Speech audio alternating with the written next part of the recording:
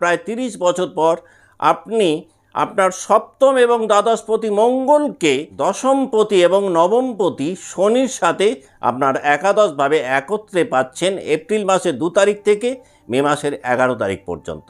আপনি অর্থ উপার্জনের ক্ষেত্রে একাধিক নিউ অপরচুনিটিস পেতে পারেন।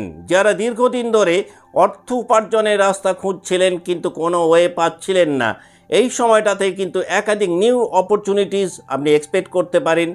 খুব পাওয়ারফুল বা ইনফ্লুয়েন্সিয়াল কোনো নেটওয়ার্কের অন্তর্ভুক্ত হতে পারেন, যে নেটওয়ার্ককে কাজে লাগিয়ে আপনি একটা ভালো ভবিষ্যৎ পেতে পারেন এপ্রিলের 2 তারিখ থেকে মে মাসের 11 তারিখের মধ্যে। তবে সবথেকে যে বড় ইতিবাচক ফলটা আপনি পেতে পারেন সেটা হচ্ছে দীর্ঘদিন ধরে কোনো উইশ ফুলফিলমেন্ট এই সময়টাতে হতে পারে। বিগত বছরগুলোতে যদি কোনো বড় প্ল্যানিং করে থাকেন, এই সময়টাতে সেই প্ল্যানিং কিন্তু এক্সিকিউট করতে পারবেন। সেই রকম একাধিক নিউ অপরচুনিটিস আপনি পেতে পারেন।